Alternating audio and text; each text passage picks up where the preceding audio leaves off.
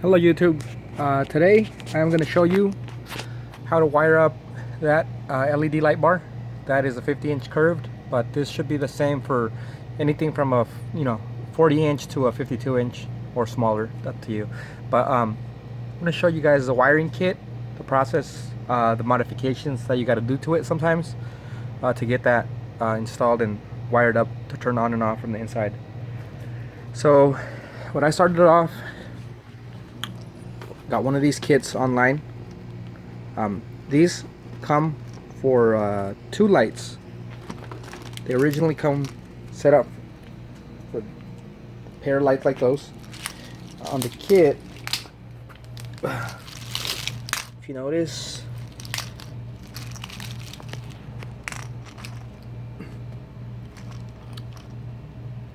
here it is. You have your power, ground, and your control.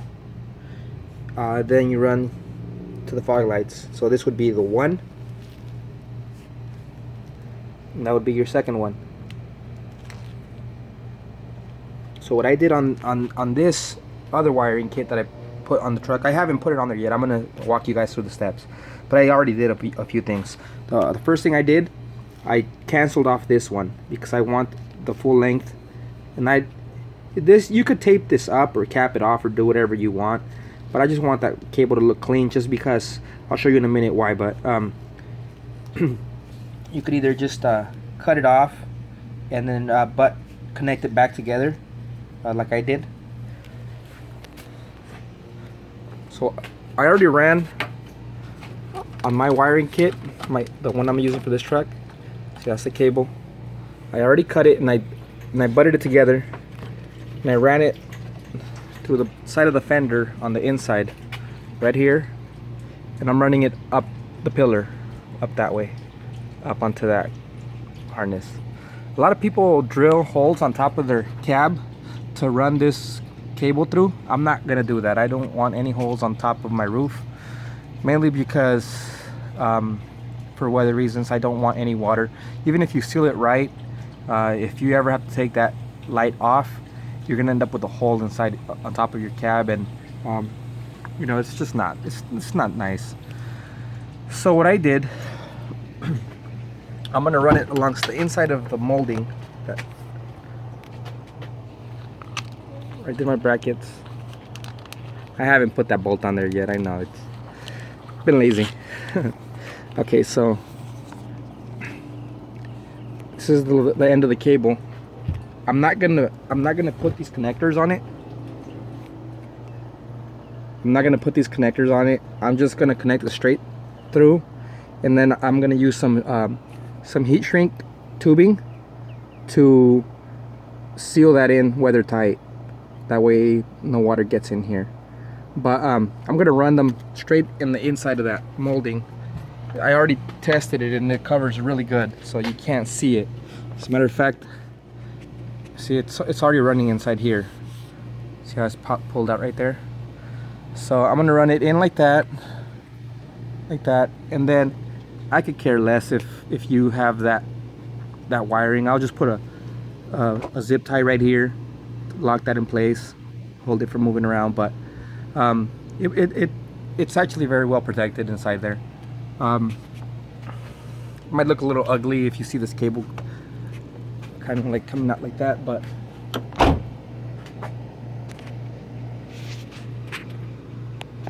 at the same time, you don't have a hole on top of your cab, so it's up to you what you want to do. But what I'm doing, no hole. Alright, so I'm gonna run that straight through.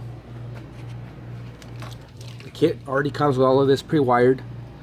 But what I don't like about this kit, it's like if they were set for like a small little 2-door coupe car. They're very short. A lot of these cables aren't long enough to, for different applications. So what I'm gonna have to do on this one I'm gonna bolt it right back here against that firewall area. Got your ground.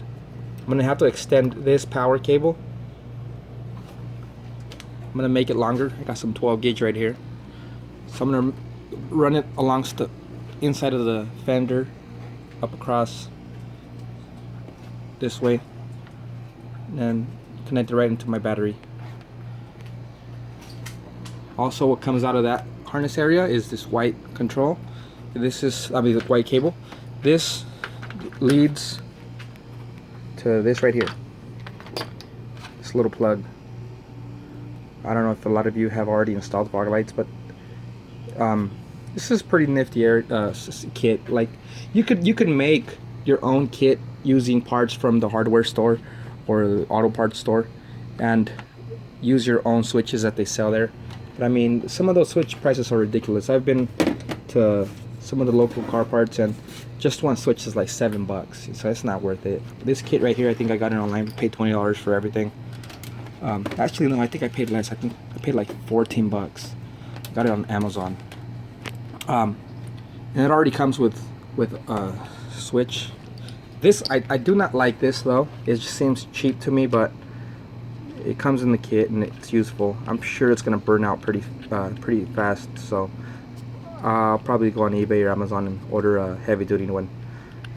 I've seen some out there that have the lights that turn on inside of it. It shows like some show a Yeti, some show like a hazard sign, and some say fog light. So something like that. So what this is, this plugs in to there, and you run this inside of your truck.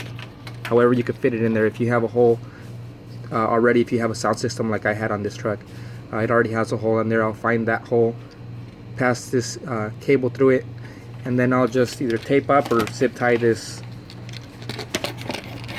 switch somewhere by my driver's side, and I'll be able to turn this on and off. The way that this is set up, this is a second power cable that goes into the switch, so you got to plug this into the battery also. The grounds are also kind of short. You could run these, extend these a lot longer if you feel like you need to plug it in directly to the battery. However, you don't actually have to do that. As long as you have good ground anywhere in the vehicle, you're good. As long as you drill into like some kind of a panel, or maybe use an existing bolt, something like this next to the alarm. If you can undo this bolt right here, set that inside there and retighten it, that should give you a good ground, so you don't have to run it to the battery. Saves you a little bit of work. So right now I am going to finish off the wiring up top over there. I'm gonna put the heat shrink like I had mentioned, run this out, bolt that down, extend this white cable because it's not long enough to run along this area. See, the cable's right here. I need this to be up in that corner somewhere. So I'm gonna probably extend this about 3-4 feet, the white one, and that red one probably about 6 feet, I'm thinking, to run it back that way, this way into the battery. And this one, this is long enough, so this I'm not gonna do anything to it, because this plug is gonna be in that area somewhere. And I mean, you could tell that this is probably about 7 feet already, and all I needed to do is go from there to the battery, which is only about 2 feet, so that's more than enough. I'll go ahead and do that right now. I'll wire it up, I'll run it, zip tie it down to here, get in the area where it's out of the way. I don't like to run any cabling back that way. I think it just looks ugly the minute you open up your hood.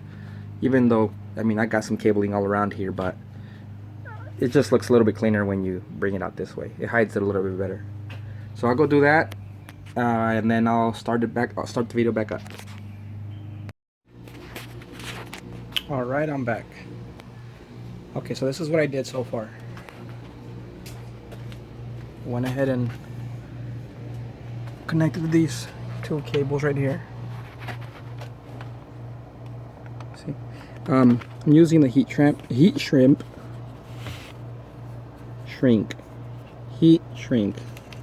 Oh, I said shrimp. Must be hungry. Anyways, this goes right over the butt connectors. Sorry, it's so shaky.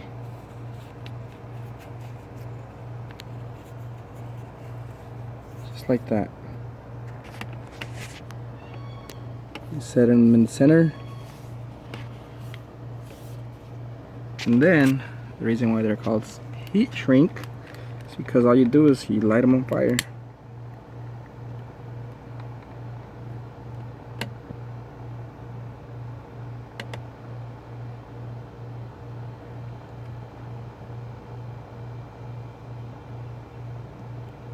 Now this is a really good way to make sure that your connection is weatherproof.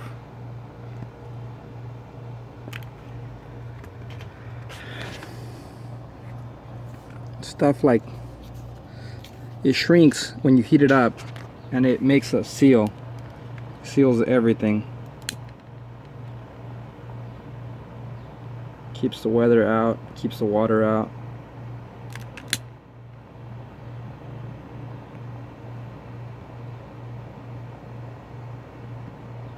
There it is.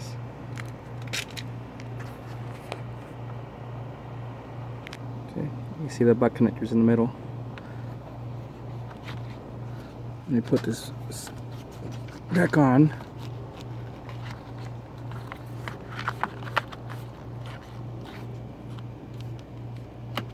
There you go. So now I'm just gonna drop it in.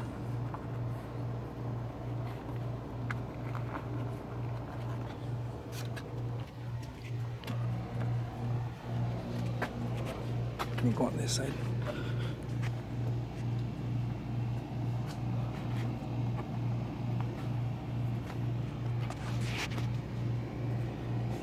Pull it from the inside of the hood. There you go. Nice.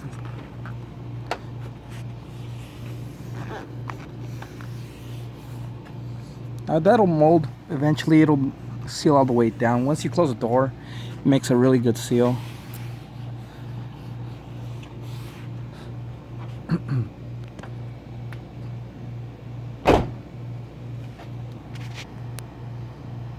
There it is.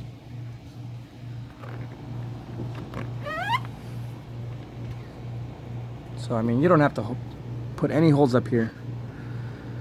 Put a zip tie in a little while, but I'll just continue with the video. So what I also did, I bolted up my relay and fuse right there. Went ahead and put the little ground that was on next to that relay, bolted it right behind there. One thing that you might want to do, I don't know if you can tell, there's a couple of scratch marks behind it, but what I took a screwdriver and I cleaned up the paint off of that firewall just a little bit, so when you make the connection with the bolt and you make the hole, and by the time you squeeze that in with the Phillips drive, that gives you a really good ground. Sometimes, I know even though you make a hole with the bolt, it doesn't necessarily mean it's a good ground. So I did a little bit of shaving on that paint and got it off, just so that when you press the bolt all the way down, the wire has a really good connection to the body. So that was that. Okay.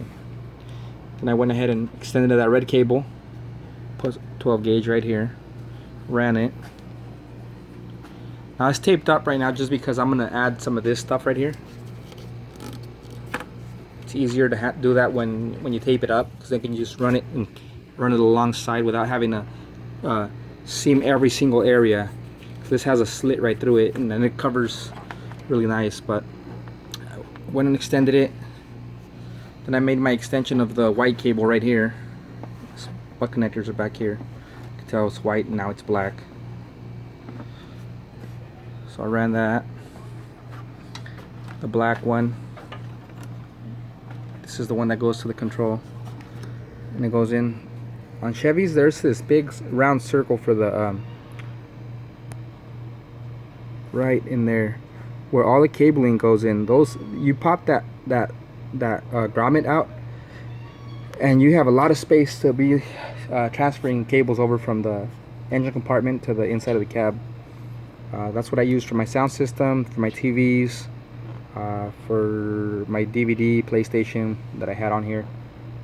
So that was already open, so it was easy. I was going to show you a tool though too that helps with the installation of all this stuff. It's actually still in there. I used that to push that cable in with minimal effort. Go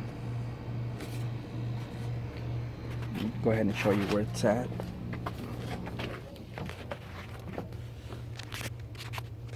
See, there it is. It popped out right in there. You can kind of see that tool.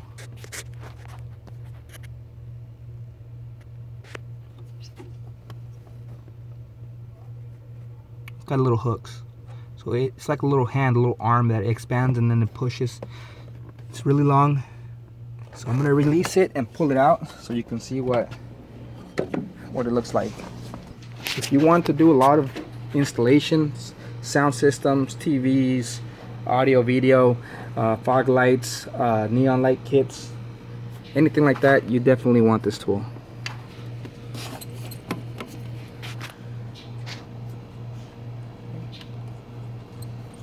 So you press this, and that releases the clamps. Hold it down and you pull it out.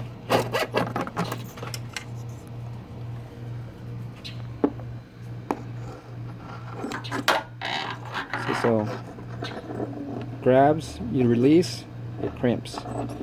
This thing is one of the best tools to have for audio and video stuff because it helps you out a lot tremendously. Like one of my biggest uses is to get cables from the inside of the cab in through the cabling into the doors. It makes life so much easier with that tool. All right, continuing. So that was that cable that goes into the remote. All I gotta do now is take my remote and plug it in. Where did I leave it? Let me see. I think it's already inside. No, it's not in here.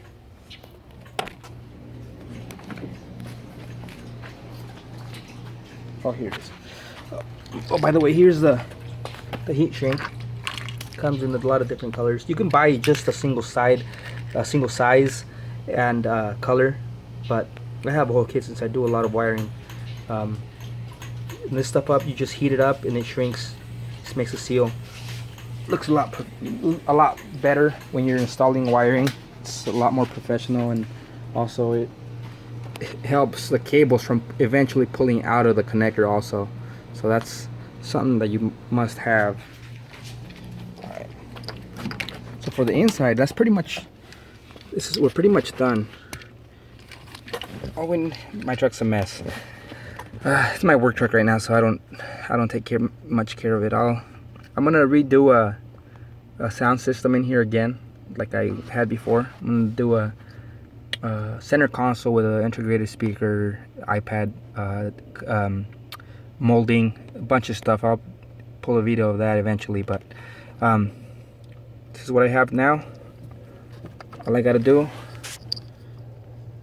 is just connect it.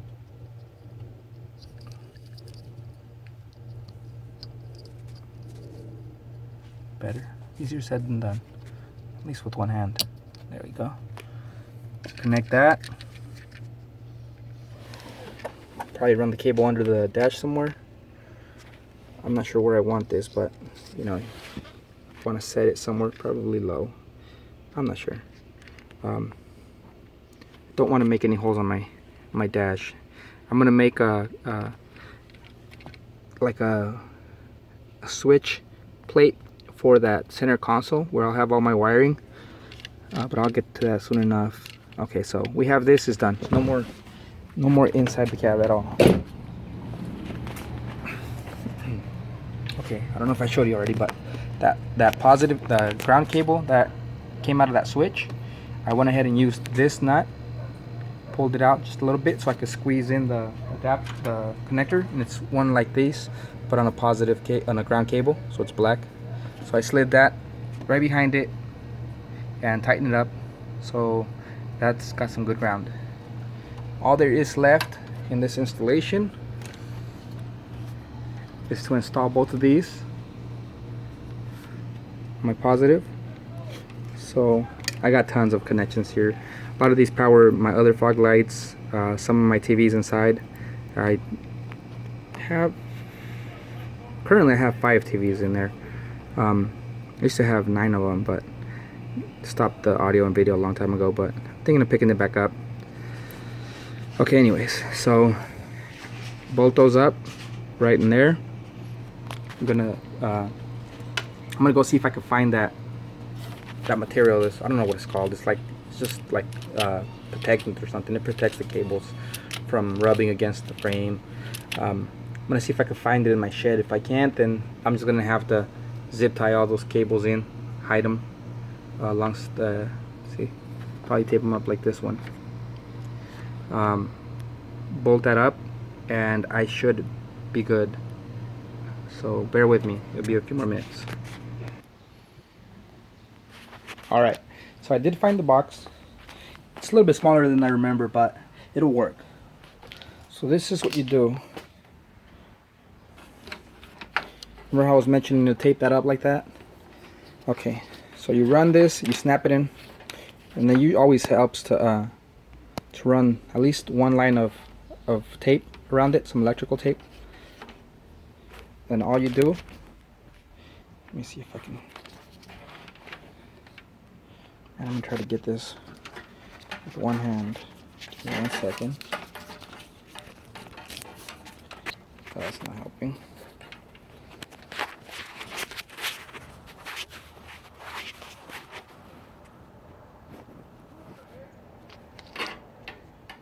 All you do is you snap that in and you push it.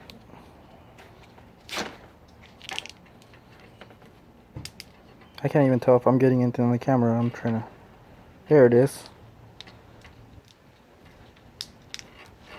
You snap that in just like that and you push forward. So it just goes down the line a lot easier than having to snap this every bit of the time. At least you stay in the same spot. So I'll finish this up right now. I'll get it all wired up and then I'll start the video back up. And if I didn't get anything on video, I apologize. I was trying to hold it with kind of like my chest and my arm to use both hands. Alright, I'm back. The wiring is done. Everything is done on it.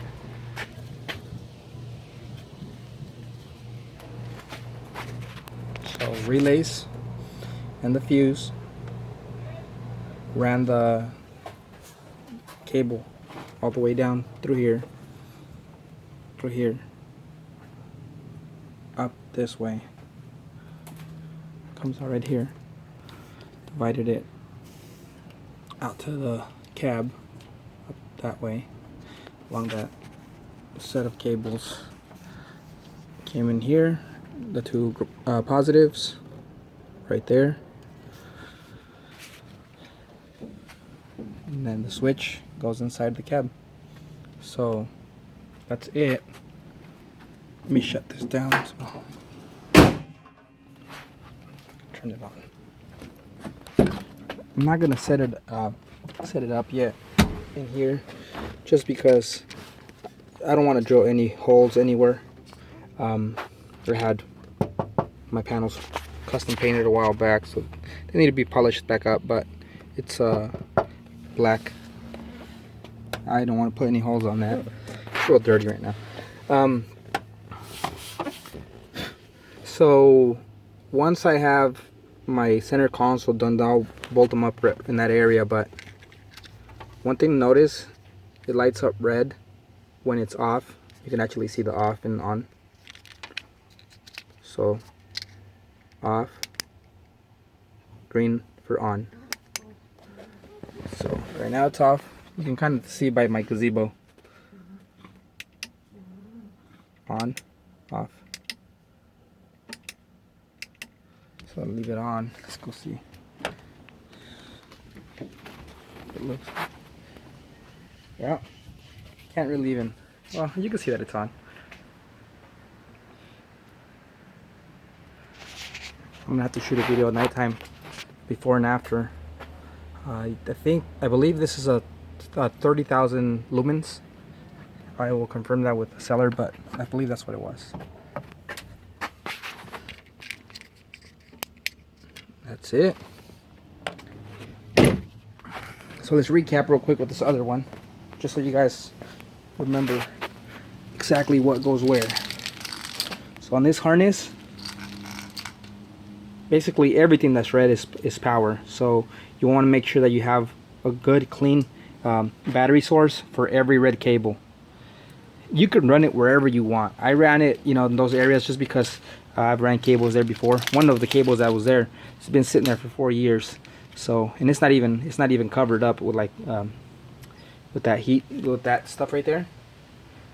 So it's very well protected. Okay, so everything that's red, 12 volt positive. Everything that's black is all ground, and you want to have a really good ground. So doesn't matter how, if you want to trim these, cut these to fit your vehicle, you can go ahead and do that, as long as you just make sure you have really good connections, either with butt connectors, if you want to solder the wires together. You know, that's what they did on here, but go ahead and do what you need to do. Just make sure you don't ever leave any exposed wires. Ground wires won't give you too much of a big deal, just because the whole body is grounded. So if it touches the body, it's not gonna do anything. But the positive, I mean, obviously, I'm pretty sure everybody knows that the positive is really bad to have touch metal. So that was it. If you guys have any questions on any of this stuff, you're welcome to comment or ask me on the comment section. I'm not always on YouTube. Well, I am always on YouTube, but sometimes I don't know, it takes me some time to send you guys responses back. So, but go ahead and comment or ask me questions. So I'm more than happy to try to remember. I know that I've had a lot of people asking me on a lot of past projects if I remember certain details. To be honest with you, some stuff I really don't, just because it was such a long time ago.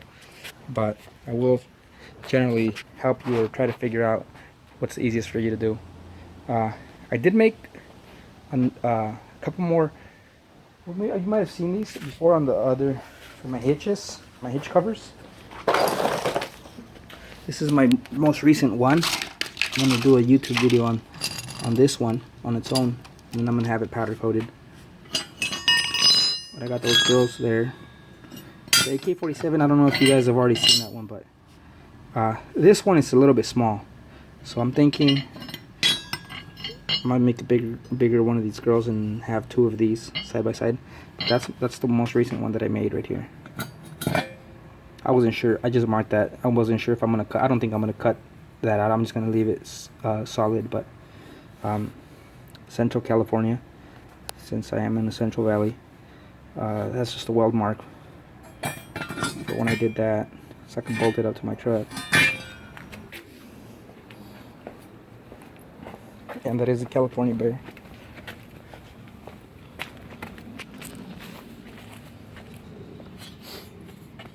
If you guys remember my previous video, and it showed you how to make that rear hitch so that you can interchange the rear emblem. So this is pretty much what's going to happen. I'm going to take that one off, bolt this one in place, and that'll be a new hitch cover. I mean, it's pretty big. It's probably about 1 foot and 2 inches by about 10 inches tall. It doesn't look that big on the video, but it is. I'm thinking I'm gonna go like a candy red on this one. Probably end up on Craigslist, I'm not sure, but I'll get that video out soon enough. If you guys want to find, well, I have access to a plasma cutter, so that's generally where I get that done. So they're all handmade. If you don't have access to a plasma cutter, I mean, you can go out to different shops. There's a lot of guys out there that like doing custom stuff like this.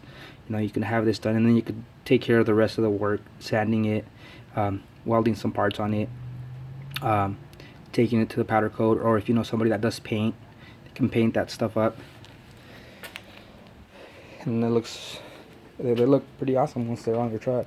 That's definitely something that nobody's gonna have anywhere other than you. So I'm not sure. I think my next video will be on wiring these up. It's exactly the same process, identical. The only difference is, instead of wiring up that way to that light bar, you're gonna wire using these exact cables. You're not going to cut this. You're leaving this. So this is for one light and that's for the other, and then everything else is exactly the same. I don't think I'm gonna have to trim and extend these wires, maybe just one like I did on those, because that one, the relays were all the way back there. For these, the relay is going to be right by the battery, so I don't think I'm going to have to extend that. So if you're doing installation on fog lights that are close to the battery or up front, you might not even have to do any of the stuff that I just showed you on how to do on that. You might just be able to use it just as it is. So that's pretty much it. Thanks for watching. Hope you liked it. I know that I'm taking a little bit too long on these videos, but hey, I'm new to YouTube, so bear with me. Thank you.